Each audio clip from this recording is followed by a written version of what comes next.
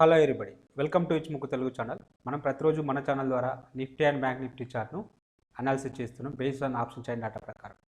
అందులో భాగంగా రేపు ఎలా ఉండబోతుందో ఒకసారి అనాలిసిస్ చేద్దాం.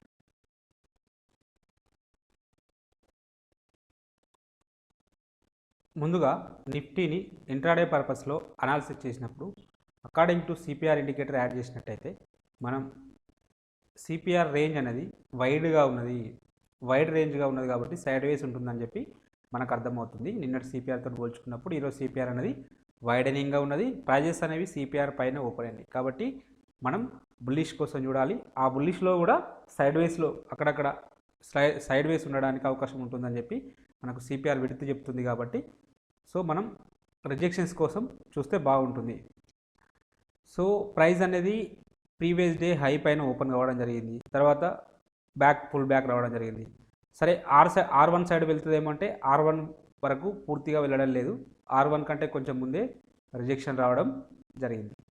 ఇలాంటి సందర్భంలో మరి ఎలాంటి ట్రేడ్ తీసుకుంటే ఇక్కడ తీసుకోవాలి. అకార్డింగ్ టు సిపిఆర్ ప్రకారం మళ్ళీ సిపిఆర్కు పుల్ బ్యాక్ వచ్చిన తర్వాత ఇక్కడ ట్రేడ్ తీసుకోవాలి. ఇక్కడ ట్రేడ్ తీసుకుంటే ఇది మన యొక్క సిపిఆర్కి వచ్చిన తర్వాత ఇక్కడ ఫస్ట్ బుల్లిష్ క్యాండిల్ రావడం జరిగింది కాబట్టి ఇది మన యొక్క ఎంట్రీ పాయింట్ అవుతుంది. మన యొక్క ఎంట్రీ పాయింట్ ఇది అవుతుంది.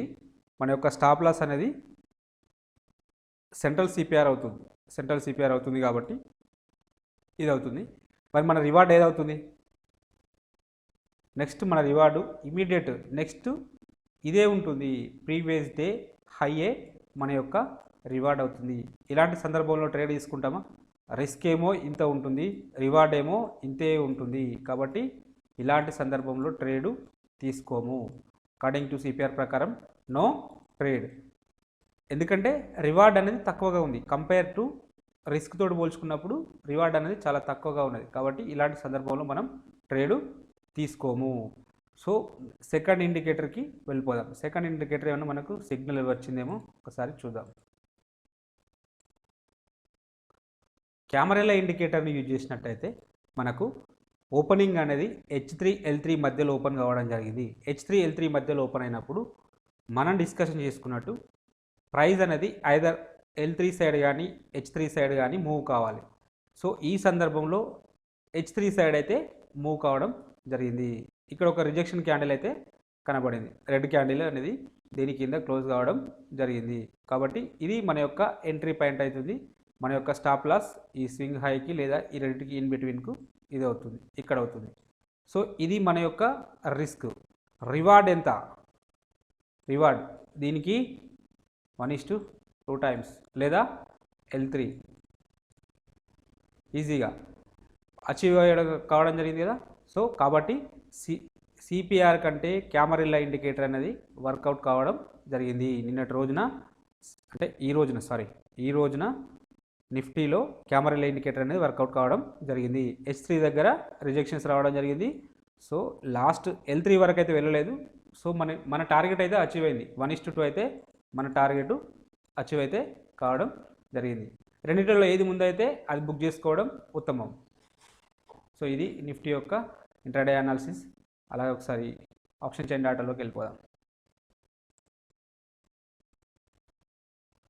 కాల్ సైడ్లో హైయెస్ట్ ఓపెన్ ఇంట్రెస్ట్ అనేది నిఫ్టీలో ఇక్కడ ఉన్నది, 16,000 దగ్గర ఉన్నది. సెకండ్ హైయెస్ట్ ఓపెన్ ఇంట్రెస్ట్ ఉన్నది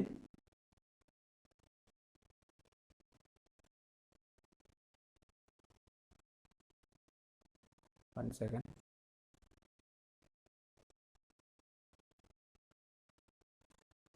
సెకండ్ హైయెస్ట్ ఓపెన్ ఇంట్రెస్ట్ ఉన్నది 15,600 దగ్గర ఉన్నది. థర్డ్ హైయెస్ట్ ఓపెన్ ఇంట్రెస్ట్ అన్నది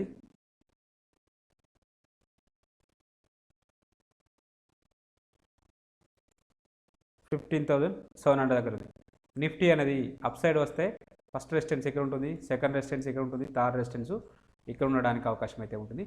ఇట్లా సిగ్నిఫికెంట్గా హైయెస్ట్ ఓపెన్ ఇంట్రెస్ట్ ఒకే రోజు ఎక్కువ బిల్డప్ అయిన లెవెల్ కాబట్టి ఇది స్ట్రాంగ్ రెసిస్టెన్స్ లాగా కూడా యాక్ట్ చేయడానికి అవకాశం అయితే ఉన్నది. ఇక్కడ ఇది 15,600 స్ట్రాంగ్ రెసిస్టెన్స్ లాగా యాక్ట్ చేయడానికి అవకాశం ఉన్నది. ఇది 25,000, ఇది 23,000. 15,600 అనేది స్ట్రాంగ్ రెసిస్టెన్స్ లాగా యాక్ట్ చేయడానికి అవకాశం ఉన్నది. అలాగే ఓవరాల్ సినారియోని మనం పరిశీలించినప్పుడు చేంజ్ ఇన్ ఓపెన్ ఇంట్రెస్ట్ అనే కాలం ఇంక్రీజ్ అవుతూ ఉంది. ప్రైజెస్ అనేవి మిక్స్డ్ ట్రెండ్ ఉన్నది. కొన్ని సందర్భాల్లో పాజిటివ్ ఉన్నది, కొన్ని సందర్భాల్లో నెగిటివ్ ఉన్నది, లాంగ్ బిల్డప్ ఉన్నది, షార్ట్ బిల్డప్ ఉంది. కాబట్టి మనం ఏమీ చెప్పరాదు. సో పుట్ సైడ్ డేటాను పరిగణలోకి తీసుకుందాం. Put side highest open interest అనేది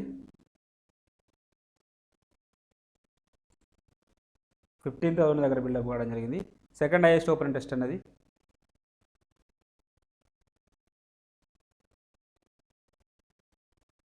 15,400 దగ్గర. థర్డ్ హైయెస్ట్ ఓపెన్ ఇంట్రెస్ట్ అన్నది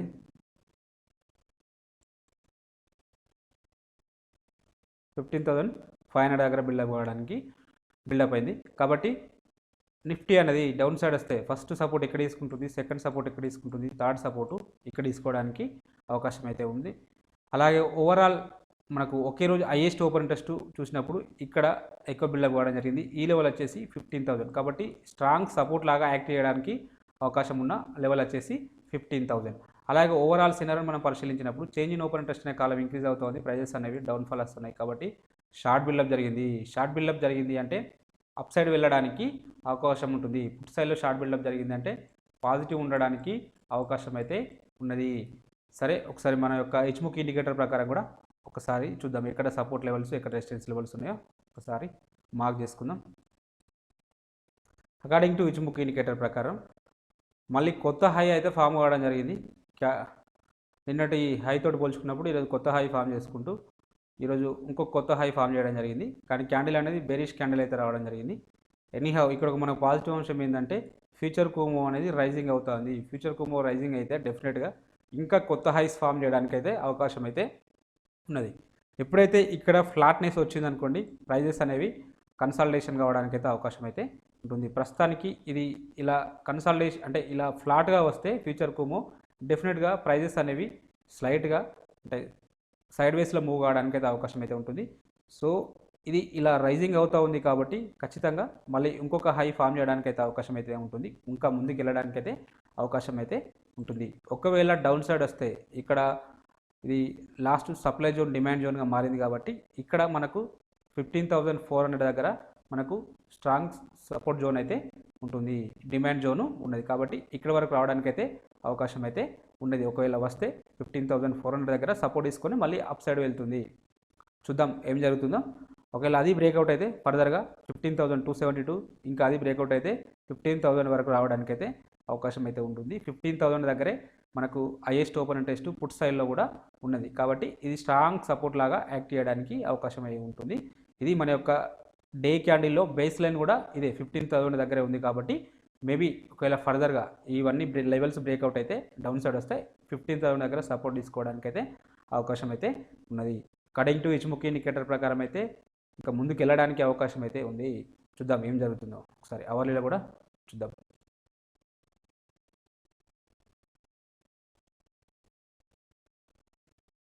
అవర్లీలో చూసినప్పుడు అవర్లీలో కూడా కంప్లీట్గా బులిష్నెస్ ఉంది. చూడండి ఇక్కడ కుమో అనేది ఫ్యూచర్ కుమో అనేది ఫ్లాట్నెస్ అనేది స్టార్ట్ అయింది కాబట్టి మేబీ రేపు సైడ్ వేస్ మూమెంటం ఉండడానికి కూడా అవకాశం అయితే ఉంటుంది. సో ప్రైజెస్ అనేవి కూడా కన్వర్జేషన్ లైన్ లోపలికి రావడం జరిగింది. సో ఇక్కడికి వచ్చి ఇక్కడ సపోర్ట్ తీసుకోవడానికి అయితే అవకాశం అయితే ఉంటుంది. ఇది వచ్చేసి 15,475 దగ్గర ఉంటుంది కాబట్టి ఈ 475 దగ్గర వరకు వచ్చి ఇక్కడ నుంచి సపోర్ట్ తీసుకొని మళ్ళీ హై ఫామ్ చేయడానికి అవకాశం అయితే ఉంటుంది. లేదా గ్యాప్ అప్లో ఓపెన్ అయిపోయి ఇక్కడ వరకు డౌన్ సైడ్ రావడానికి అయితే అవకాశం అయితే ఉంటుంది. ఒకవేళ గ్యాప్ అప్ ఓపెన్ అయితే 15,600 దగ్గరే సపోర్ట్ తీసుకోవడానికి అయితే అవకాశం అయితే ఉంటుంది. కాబట్టి ఈ లెవెల్స్ని ఒకసారి వాచ్ లిస్ట్లో పెట్టుకోండి. ఇది నిఫ్టీ యొక్క సినారియో. అలాగే బ్యాంక్ నిఫ్టీ చార్ట్లో కూడా వెళ్ళిపోదాం. బ్యాంక్ నిఫ్టీ చార్ట్ను ఇంట్రాడే పర్పస్లో ఇంట్రాడే చార్ట్ అనాలిసిస్ చేసినప్పుడు మనకు నిన్నటి సిపిఆర్తో పోల్చుకున్నప్పుడు ఈరోజు సిపిఆర్ అనే హయ్యర్ వాల్యూ సిపిఆర్ ఏర్పడడం జరిగింది. బట్ వైడనింగ్ సిపిఆర్ ఏర్పడడం జరిగింది కాబట్టి సైడ్ వేస్ ఉండడానికి అవకాశం అయితే ఉంటుంది. అలాగే నిన్నటి రోజు ఆప్షన్ చైన్ డేటా కూడా మనకు సైడ్ వేస్ ఉంటుందని చెప్పి మనకు రెండిట్లలో షార్ట్ బిల్డప్ జరిగింది కాబట్టి సైడ్ వేస్ ఉంటుందని చెప్పి మనకు ముందుగానే తెలిసింది. కానీ ప్రైజెస్ అనేవి సిపిఆర్ పైన ఓపెన్ కావడం జరిగింది. పర్టికులర్గా ప్రీవియస్ డే హై పైన ఓపెన్ కావడం జరిగింది. కాబట్టి ఈ సందర్భంలో మనం ఐదర్ R1 బ్రేక్అవుట్ అయితేనే ట్రేడ్ తీసుకోవడానికి అయితే అవకాశం అయితే ఉంటుంది. కాబట్టి R1 బ్రేక్అవుట్ కాలేదు. సో మరి మనం ఎలాంటి ట్రేడ్ తీసుకోవాలి? వెయిట్ చేయాలి. సిపిఆర్ పుల్ బ్యాక్ వచ్చే వరకు వెయిట్ చేయాలి. సో సిపిఆర్కి అయితే పుల్ బ్యాక్ రావడం జరిగింది. సెంట్రల్ సిపిఆర్కు పుల్ బ్యాక్ రావడం జరిగింది. ఇక్కడ పుల్ బ్యాక్ వచ్చిన తర్వాత మనం ఇక్కడ ట్రేడ్ తీసుకోవాల్సిన అవసరం అయితే ఉంటుంది. ఇక్కడ మనం ట్రేడ్ తీసుకుంటాం. మన యొక్క స్టాప్ లాస్ అనేది ఇది అవుతుంది. స్టాప్ లాస్ అనేది ఇది అవుతుంది.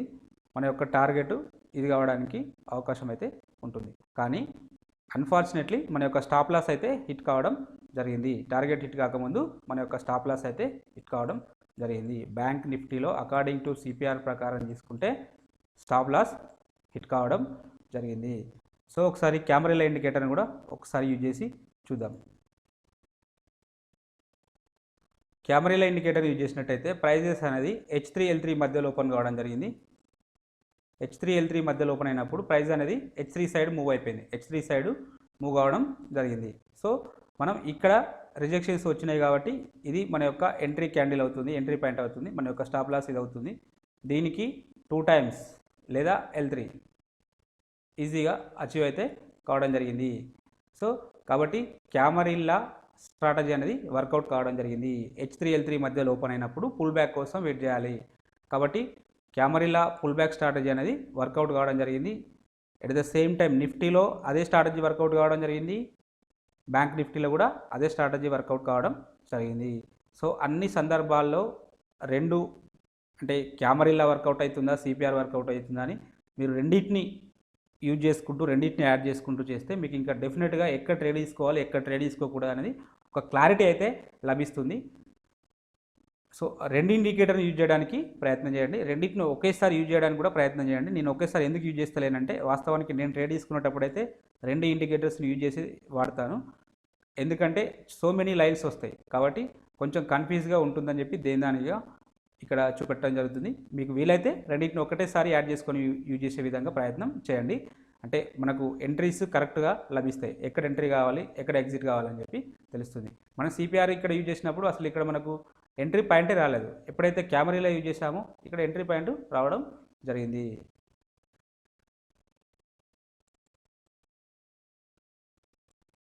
ఎనీహౌ బ్యాంక్ నిఫ్టీ యొక్క ఆప్షన్ చార్ట్ డాటాలోకి వెళ్ళిపోదాం. బ్యాంక్ నిఫ్టీని కాల్ సైడ్లో పరిశీలించినప్పుడు హైయెస్ట్ ఓపెన్ ఇంట్రెస్ట్ అనేది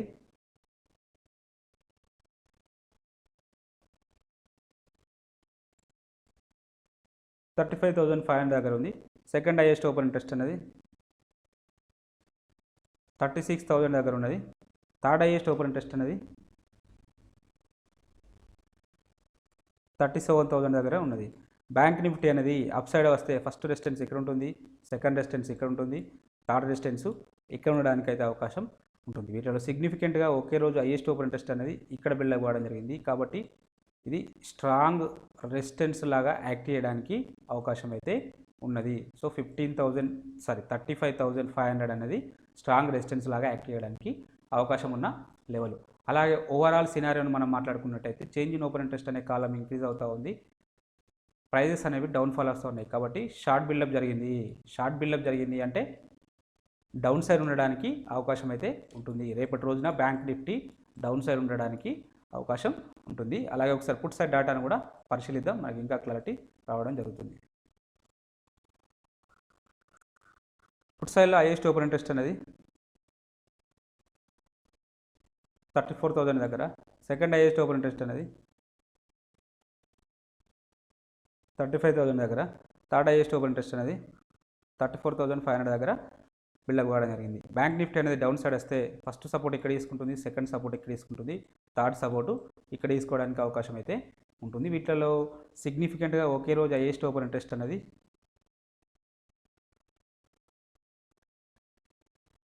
ఇక్కడ బిల్డప్ కావడం జరిగింది. 34,000 దగ్గర బిల్డప్ కావడం జరిగింది. కాబట్టి ఈ లెవెల్ స్ట్రాంగ్ సపోర్ట్ లాగా యాక్ట్ చేయడానికి అవకాశం అయితే ఉంటుంది. అలాగే ఓవరాల్ సినారియోని మనం పరిశీలించినప్పుడు చేంజ్ ఇన్ ఓపెన్ ఇంట్రెస్ట్ అనే కాలం ఇంక్రీజ్ అవుతూ ఉంది. ప్రైజెస్ అనేవి డౌన్ఫాల్ వస్తున్నాయి. కాబట్టి షార్ట్ బిల్డప్ జరిగింది. పుట్ సైడ్లో కూడా షార్ట్ బిల్డప్ జరిగింది అంటే పాజిటివ్ ఉండడానికి అవకాశం అయితే ఉంటుంది. ఇక్కడ నెగిటివ్ ఉండడానికి అవకాశం ఉంటుందని చెప్పి కాల్ సైడ్ వాళ్ళు చెప్తున్నారు, పుట్ సైడ్ వాళ్ళు పాజిటివ్ ఉంటుందని చెప్తున్నారు. కాబట్టి వీళ్ళేమో డౌన్ సైడ్ వస్తుందని చెప్తున్నారు, వీళ్ళేమో అప్ సైడ్ వస్తుందని చెప్తున్నారు. సో ఈ రెండింటి కాంట్రడక్టరీ వ్యూ కాబట్టి సైడ్ వేస్ ఉండడానికి అవకాశం అయితే ఉంటుంది. కానీ ఇక్కడ మనం ఒక విషయాన్ని గమనించినప్పుడు చూడండి, ఈ చేంజ్ ఇన్ ఓపెన్ ఇంట్రెస్ట్ అనే కాలం అనేది చాలా తక్కువ నెంబర్లో మనకు ఐడెంటిఫై అవుతుంది. వేరాజ్ ఇక్కడ చూడండి, చేంజ్ ఇన్ ఓపెన్ ఇంట్రెస్ట్ అనే కాలం పెద్ద నెంబర్లలో మనకు కనబడుతుంది. కాబట్టి దీని అర్థం ఏంటి? పుట్ సెల్లర్ కంటే కాల్ సెల్లర్ అనే వాళ్ళు అగ్రెసివ్గా ఉన్నారు. పుట్ సెల్లర్ కంటే కాల్ సెల్లర్ అగ్రెసివ్గా ఉన్నారు. కాబట్టి మేబీ రేపు నెగిటివ్ ఉండడానికైతే అవకాశం అయితే ఉన్నది ఎక్కువ శాతం. ఎందుకంటే దీంతో కంపారిజన్ చేసుకున్నప్పుడు వీళ్ళు పుట్ సైడ్ అంటే కాల్ సైడ్ సెల్లర్స్ వాళ్ళు అగ్రెసివ్గా ఉన్నారు. కాబట్టి డౌన్ ట్రెండ్ డౌన్ ట్రెండ్ ఉండడానికైతే అవకాశం అయితే ఉన్నది. చూద్దాం ఏం జరుగుతుందో. అలాగే ఒకసారి ఇచ్ముక్ ఇండికేటర్ ప్రకారం కూడా ఒకసారి చూద్దాం.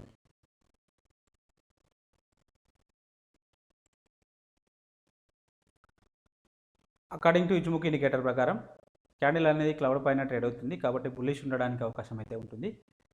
సో ఫ్యూచర్ కుమ్మో కూడా బులిష్లో ఉంది. కాబట్టి డెఫినెట్గా కొత్త హైస్ ఫామ్ చేయడానికి అయితే అవకాశం అయితే ఉంటుంది. ఫర్దర్గా నెక్స్ట్ టార్గెట్ వచ్చేసి 36,500 వరకు వెళ్ళడానికి అవకాశం అయితే ఉంటుంది. అక్కడ నుంచి రిజెక్షన్స్ ఏమైనా రావడానికి అవకాశం కూడా ఉన్నది. ఒకవేళ వస్తే ఇక్కడ డౌన్ సైడ్ వస్తే ఫస్ట్ సపోర్ట్ ఇక్కడ తీసుకుంటుంది. 35,500 దగ్గర ఒక స్ట్రాంగ్ సపోర్ట్ తీసుకోవడానికి అయితే అవకాశం అయితే ఉంటుంది.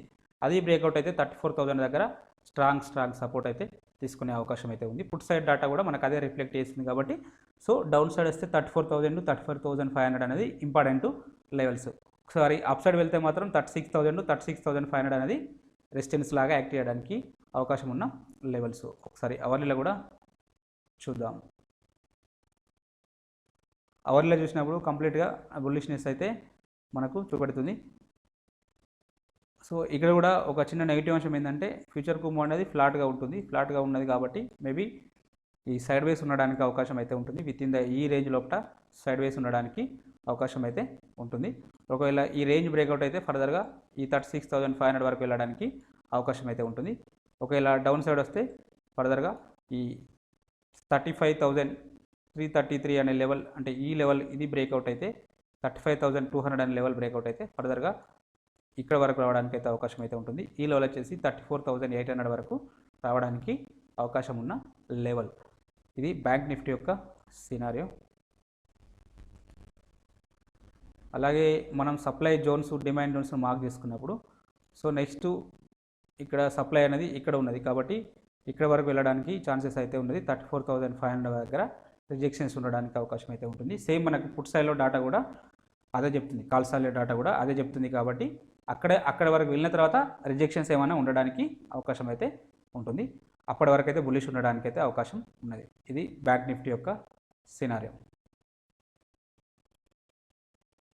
అలాగే మనం డైలీ ఇంట్రాడే పర్పస్లో కొన్ని స్టాక్స్ను వాచ్ లిస్ట్లో ఇవ్వడం జరుగుతుంది. వాటిని ఒకసారి వాచ్ లిస్ట్లో వీటిని ఒకసారి చూడండి. వీలైతే పేపర్ ట్రేడింగ్ చేయండి. మీకు ఈ కంటెంట్ నచ్చినట్టయితే తప్పక లైక్ చేస్తూ షేర్ చేయగలరు. అలాగే సబ్స్క్రైబ్ చేసుకోగలరు. Thank you everybody.